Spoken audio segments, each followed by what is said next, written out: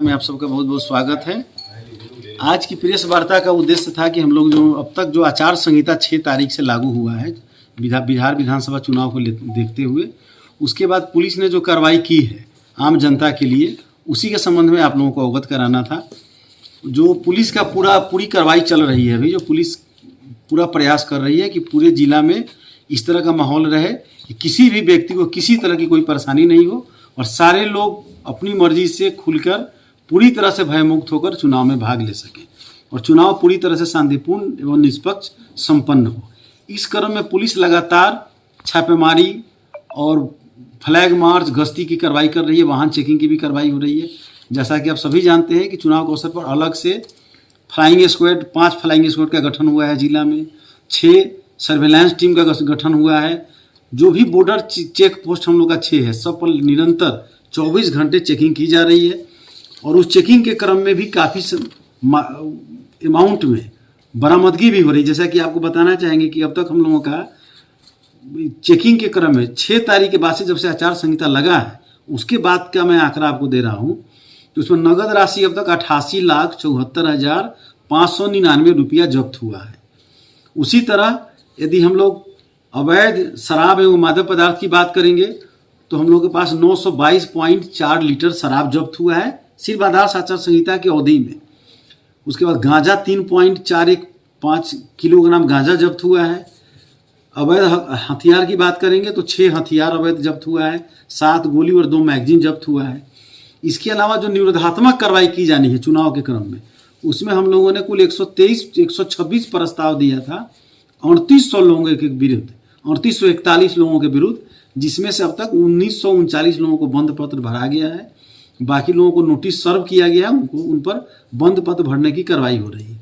इसके अलावा CCA 3 में जिसमें हम लोग जिला बदल करने की कार्रवाई करते हैं, उसमें हम लोगों ने 45 लोगों के खिलाफ प्रस्ताव दिया है। उसमें 30 में जिलाधिकारी का आदेश पारित हो गया है और वे लोग अपना निर्धारित स्थान पर अपनी हाजिरी उपस्थिति लगा रहे हैं। इस क्रम में जो गिरफ्तारी का विशेष अभियान चल रहा है उसमें अब तक 213 लोगों की गिरफ्तारी हुई है विभिन्न मामलों में, विभिन्न कांडों में। अब तक कुल 134 गैर जमानती वारंट का निष्पादन किया गया है, उसमें गिरफ्तार करके लोगों को कोर्ट में हाजिर कराया गया है। इसके अलावा जो हम लोगों के जिला में शांतिपूर्ण चुनाव कराने के लिए और चुनाव आयोग का जो निर्देश प्राप्त है उसके आलोक में लाइसेंसी हथियार का 100% सत्यापन किया गया और जिले में कुल 832 लाइसेंसी हथियार हैं, उनको जमा कराने का इलेक्शन कमीशन का निर्देश था। उसके आलोक में निलंबन, रद्दीकरण एवं जमा सारे मिलाकर कुल हम लोगों ने अब तक 601 आर्म्स को जमा कराया है, जो करीब 73% है टोटल का। और 19 लोगों को हम लोगों ने विभिन्न कारणों से सुरक्षा के दृष्टिकोण से उनको एग्जेम्प्ट किया है कि वो हथियार जमा कराने से उनको मुक्त किया गया है। इसके अलावा आदर्श आचार संहिता के उल्लंघन पर भी पुलिस काफ़ी सख्त है और पूरी निगरानी रखी जा रही है। इस क्रम में अब तक आदर्श आचार संहिता के उल्लंघन के मामले 4 कांड दर्ज हुए हैं और सब में आरोप पर समर्पित कर दिया गया है, अनुसंधान पूर्ण किया गया है। इसके अलावा जिले में 2 सेक्शन 2 कंपनी हम लोगों के पास अर्धसैनिक बल उपलब्ध है, उसके माध्यम से भी, और जिले में जो बल पहले से उपलब्ध है जिला बल, उसके माध्यम से लगातार फ्लैग मार्च हो रहा है हर क्षेत्र में, हर गांव में। और जितने भी बूथ हैं जो किसी न किसी कारणों से वल्नरेबल हो गए हैं, उन पर विशेष निगरानी रखते हुए मेरे द्वारा भी भ्रमण किया गया है। जो प्रेक्षक महोदय लोग आए हैं उन लोगों ने भी भ्रमण किया है और उन पर भी लगातार फ्लैग मार्च और निरोधात्मक कार्रवाई की जा रही है। पुलिस लगातार सक्रिय है और यह कार्रवाई लगातार जारी है। आज हम लोगों को और भी अर्धसैनिक बल प्राप्त होगा, उसके भी मौजूदगी में और कार्रवाई में तेजी आएगी।